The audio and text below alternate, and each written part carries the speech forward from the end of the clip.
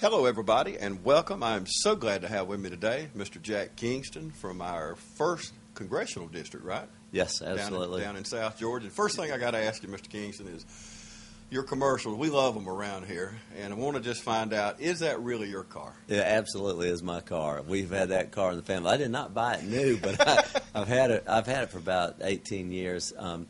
My kids learned to drive on it. I've done a lot of hunting with it. The dog can just jump in the back, and you can throw all your guns and your junk in the back seat. I ride a bike a lot and stick my bike in there, and I've gone back and forth to Atlanta many times down I-16 on it. So right now, she's in Atlanta and trying to get used to the big city life. And is it a Buick? Yes, Buick Roadmaster. How about that? Big old boat, huh? Yeah. When the kids were driving, you want as much steel in between them and the other guys possible. So. How well I know. Okay, you're involved in a pretty big race here, a lot of opponents. And first of all, tell us a little bit about yourself. Tell us about your family, your background, and what brought you to this point. Well, I'm the guy in this race from South Georgia, although I'm going to better say I was raised in Athens, but I've represented the South Georgia area for a long time. Used to work in Vidalia, and then I represented Toombs County and Tattnall County. Did not have Lawrence County, but have had a lot of friends over here, and we've worked very extensively with the agriculture community, with the military community, things like your VA clinic here. We're very familiar with this area. I've actually represented 41 counties in southeast Georgia. Okay, and now, you've been endorsed by the U.S. Chamber of Commerce. Why is that important to us? Well, it's very important because it shows that I have a strong record of standing up for private sector job creation. Anything that we can do to get jobs in the private sector, I think, is a step forward. And I've worked very hard on the Savannah Port, the deepening of the river. A lot of spin-off businesses that are associated with that. 350,000 jobs in the state of Georgia just for the Port of Savannah. I have a 100% approval rating from the National Federation of Independent Businesses looking out for small businesses. So whether it's Obamacare or EPA or Dodd-Frank or some of the oppressive regulations that are killing jobs in America, I've fought against them. And I think that the U.S. Chamber recognized that, knew that I was the candidate who could hit the ground running in the U.S. Senate, would not need to have a training period, so to speak. But I'm also proud because 5 people in this race tried to get that endorsement. So it was a very coveted achievement. We're very happy to have their support. Okay, and people watching us now, why should they vote for Jack Kingston versus one of your opponents? Well, number one, I have a very solid conservative record, 96% record with the National Conservative Union. The National Journal looked at all the voting records and decided mine was the most conservative in the race. I'm the only one running who's cut a budget. I cut the USDA's budget, $3.6 billion, cut my own budget, $1.3 million, returning money to the taxpayers. I'm the only one who can make that claim. NRA, I have the highest rating, A+. There are some people there with A's. I want to give it to them, but I have an A+, which means I've gone a step beyond. Number two, I understand our part of the state of Georgia. If I'm elected, I would be the only statewide elected official south of I-20. We've done a lot with agriculture. I've chaired the committee and been very involved with the various commodities from cotton, peanuts, Vidalia onions, and beef cows, and everything else that Georgia gets involved with, vegetables and canola and all these other crops. Number three, I've represented 5 out of our 8 military installations. We know what a great economic engine Warner Robins is for Middle Georgia, and we all prosper from that. I'm the one who served on the Defense Committee and can best represent the military.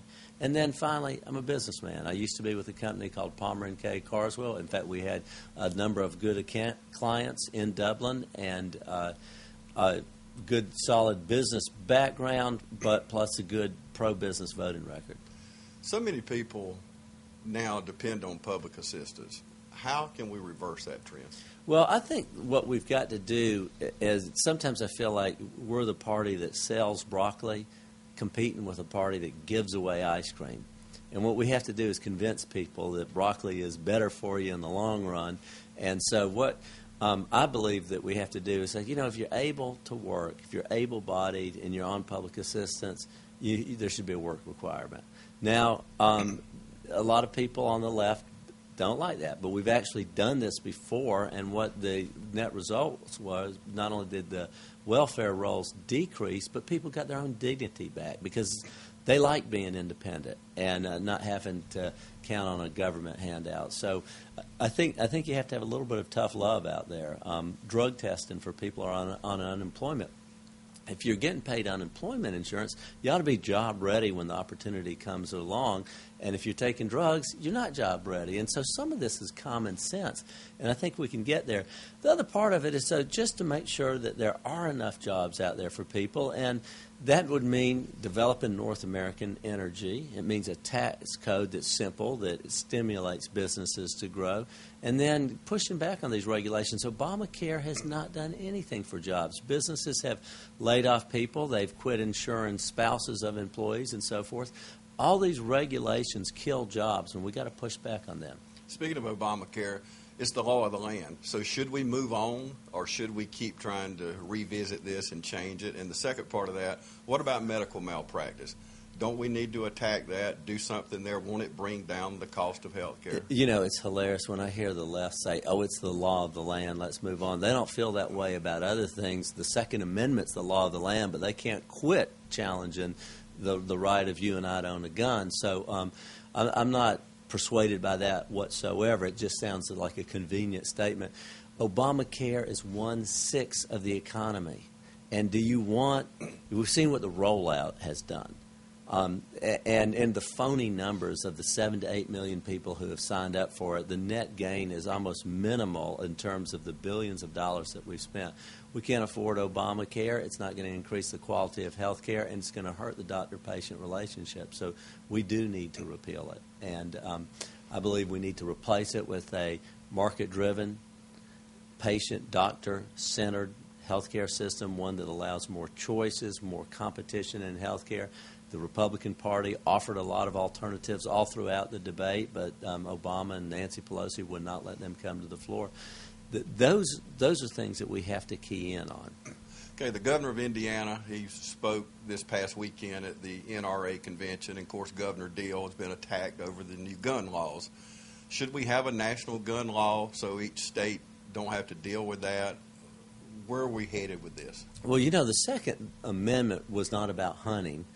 And a lot of modern-day arguments are, I respect your right to hunt. Well, it doesn't have anything to do with that. Everybody needed to hunt back there to eat. But the reality is it is about protecting your own property. And often the person or the group that could be confiscating your property might be government. And so people have the right to own a gun and defend themselves. And so, and I'm not saying use it unlawfully, but you have to be able to do that.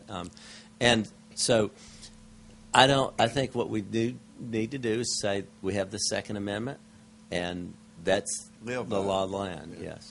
Okay, in conclusion, you really got a hectic schedule on the campaign trail. What's the hardest part of campaigning, and what's the most fun part? Well, James, the hardest part is just that Georgia is a long, big state, the largest state east of the Mississippi. St. George's, Georgia, which is below Folkestone, Georgia, near St. Mary's, Georgia, long way to Fort Oglethorpe, Georgia, or Rossville, Georgia, and you got to cover that ground. What we find is that usually if somebody on the north part wants you, it's the same time somebody on the southern part wants you. So nobody will coordinate, and so making that logistics is the hardest part. The greatest part is that Georgia's full of wonderful people. We just have great, patriotic, pro-family, pro-country, pro-God Americans here, and it's just an honor to be considered as a candidate. It's an honor to have the opportunity to meet so many wonderful people. Thank you so much for taking time. Like I said, you got a busy schedule, headed to Swainsboro, I think, from here, and right on down the coast, I guess. But any final words to the voters? Well, yes, let me say this. I have the most conservative voting record of anybody in this office. I have an A-plus rating with the NRA. I have a solid business background. I was vice president of a privately held insurance brokerage company that grew to be one of the largest in the country. Been endorsed by the United States Chamber of Commerce. I have a background on agriculture, a background on military issues, and so many other things that are important to Georgia's economy and central Georgia's economy. So I think that we would be a good fit in this Senate seat. And we've always had the tradition of somebody from the city and then somebody from the South in terms of our senators. Okay, Jack Kingston, U.S. Senate. The election is almost here, and as a matter of fact, advanced voting has already started. So you have no reason not to vote. Get out and vote. You can also get an absentee ballot still to this date, but it has to be mailed in by May 16th. It has to reach the registrar's office by May 20th. Thank you for joining us.